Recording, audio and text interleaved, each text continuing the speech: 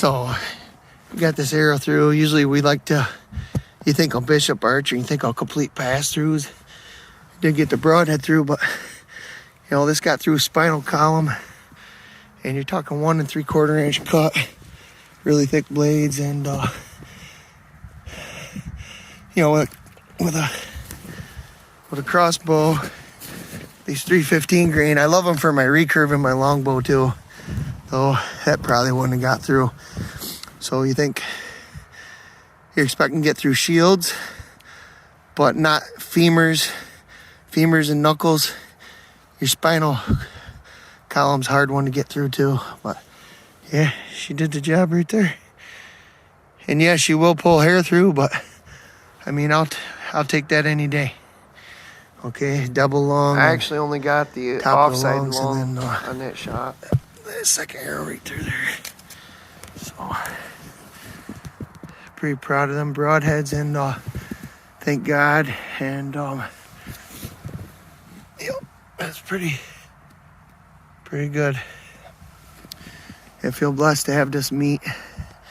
If next time you go to the deli section and you buy some roast beef or turkey or ham, something has a sacrifice for that, and as humans we're so detached from that. So we'll pray over this deer and feel really blessed for this deer and this meat. And we waste a lot less food, waste a lot less meat. So hopefully YouTube doesn't censor this. So this, because it's a part of reality, a part of life, you know. And thank God for the firewood to keep us warm, and for the God's creation, for the animals, for us to eat. Praise God. Just want to give a couple of tips for jarring and canning meat. First of all, it's not about jarring and canning meat like a specialty product you buy from the deer processor. First of all, you process your own deer, and everybody could do it. The deer's already dead. You can't mess it up. And if people are over there looking over your shoulder telling you how to do it, and they aren't lifting a finger, or tell them to go do it how they want. It's your deer. Tell them to go do it with their deer how they want, or your wild game. And the great thing about wild game jarring it is you can leave the silver skin on here. I saw a video the other day of a guy, he finally started jarring his meat, and he's a very prominent YouTuber. He's got probably millions of views, and he showed about these fancy funnels and worried about this.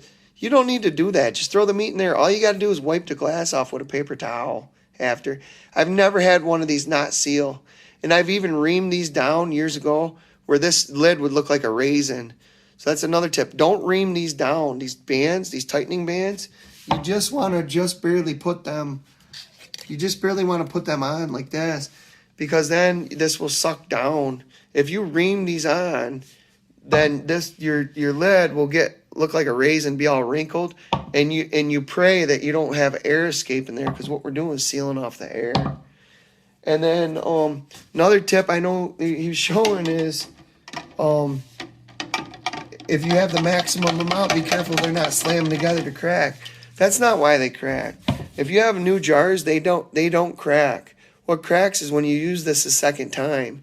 If there's a hairline crack in this glass, or like a little stone chip in your windshield, when you put that in on 13 pounds pressure or wherever it is for your elevation, that's a lot of pressure, and that little hairline crack will usually it breaks your jar right here, right off. And don't try to eat that meat. Throw it away.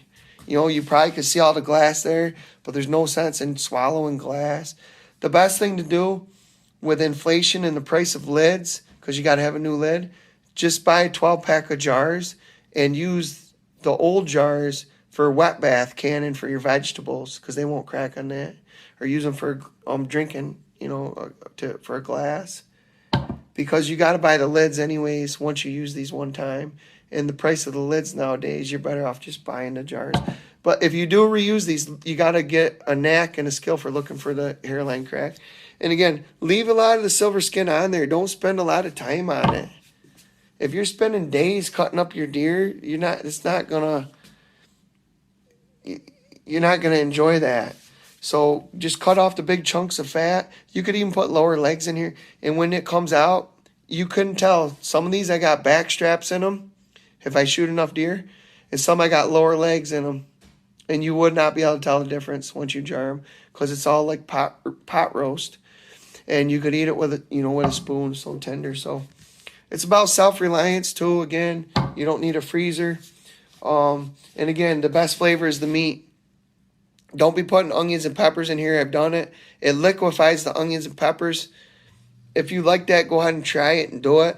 But the best taste is just the meat. And people will be like, that's not venison. What's in there? And it's just meat. If you love onions and peppers like me, put them in after because it literally liquefies the onions and peppers down to nothing. And to me, it takes away from the taste. Now, if you like mushrooms, pineapple, onions, peppers in here, and you've been doing that for years, go ahead and keep doing that. But don't think you got to add something to this because somebody told you on YouTube to add onions and peppers to this. Try it with nothing in it. That's the best. There's no other taste like it. It's the best taste. And again, if you leave some of your silver skin on here, you can process it really quick. Go on to your next deer. You don't have to worry about electricity, and you waste less meat. There's the Sweet Feast brassica blend I run in that field to swamp food plotting system that I show you how to set up your ATV to run over at bishoparchery.com. It's over there for free. And I passed on a 7-point and a 9-point right before that doe came through. I feel blessed to harvest that doe. And I actually drove that arrow through the spinal column bones of that doe. And there's a steel-footed crossbow arrow and the big 1 3/4 inch cut that I drove through that spinal column. And thank God that arrow got through. And we still want the wide cut, but we want the pass-throughs and the penetration still.